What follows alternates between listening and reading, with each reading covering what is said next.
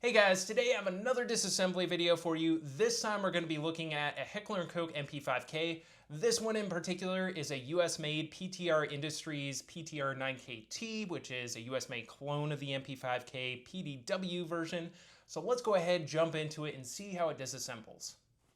Alright guys, so we'll go ahead and start off the disassembly by popping out the MP5 magazine. This guy gets a little bit tight sometimes on this one. This is the PTR one these originally came with.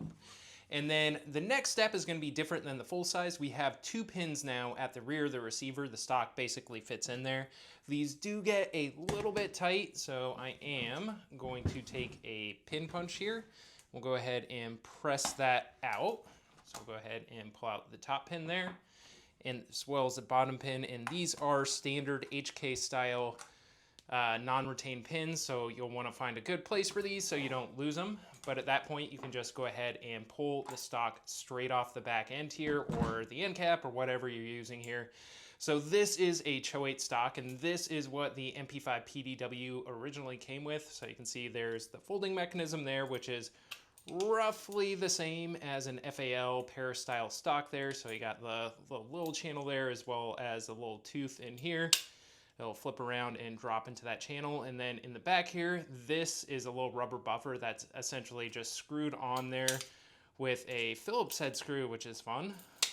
But essentially that just catches a bolt at the end of the travel so it doesn't damage the receiver. The rest of this is going to go like a standard MP5. So next thing is going to be taking off our trigger group and housing. This is a ledge style receiver on the PTR guns. So you'll see there is no front pivot pin on here.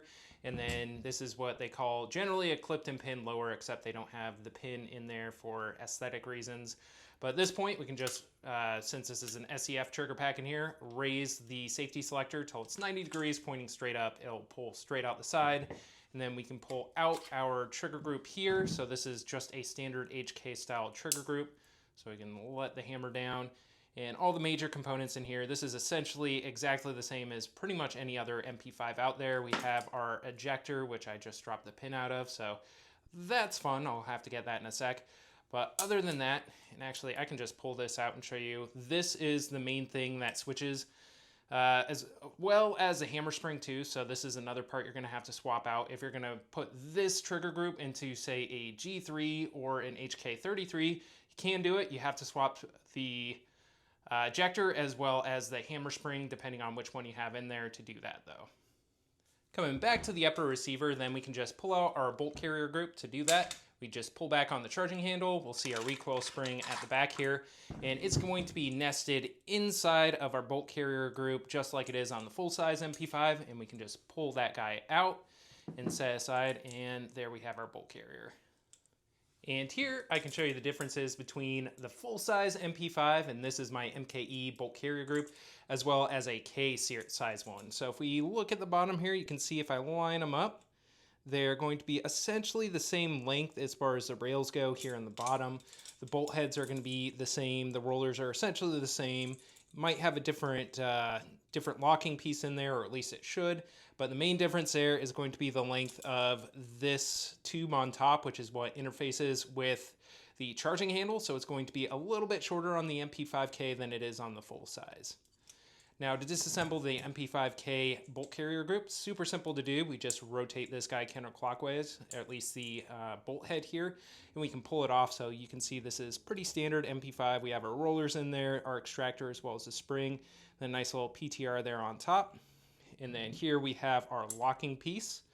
Now, this part is actually kind of important on an MP5K if you're going to suppress it. So from the factory, these come with, I believe, 100 or 110 degree shoulder on them. You want to swap this out for an 80 degree or so locking piece to slow down the opening of the bolt so you don't end up getting roller dents in your receiver, which can shut down your gun. So even HK in their manual recommend changing out to the 80 degree if you're going to shoot it suppressed. And then we have our firing pin and spring here. Really nothing too crazy to see. And then just our bolt carrier. Now the last thing that we can do for disassembly on the receiver is pop out this pin here on the handguard, And we can go ahead and pull this across. It's one more non-captive pin there. And then we can pull off this front pistol grip or the handguard or whatever you have on here. Just pull it forward and pull it down, and we'll see it'll just pop right off there and reveal your short 4.5-inch barrel up here, as well as the front of the cocking tube. Again, this doesn't have a gas system, so you really don't need to take off the handguard to clean this unless it gets dirty in there. Now, as far as the receiver goes, again, like the full-size MP5, these can be a bit awkward to clean because there are a bunch of crevices in there because of the way the bolt carrier group rides in this stamped steel receiver. And then getting down into the locking recesses in the trunnion down in there can be a bit difficult. And again, these are very, very dirty guns because they are that roller delay blowback system.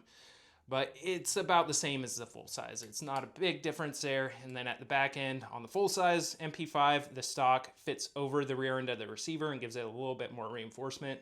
For the K, they have these plates which are essentially welded onto the back of the receiver here and give it a little bit more reinforcement. So you're not going to be using an A3 style of stock that uses the tines in the recesses here. But looking at the back too, on the full-size MP5 on my Zenith MKE gun, there is a block here so you can't put in a full-auto bolt carrier group. On the PTR, since it uses that ledge style of receiver, it doesn't need that block back here, so you can use a full-auto bolt carrier group. It just won't be able to house a full-auto trigger group. Alright guys, and that is the PTR 9KT, the MP5K clone, fully disassembled. So thank you guys for checking out the video. Please like, share, subscribe, and check out the full review on this guy, and there will be more coming up on the channel soon.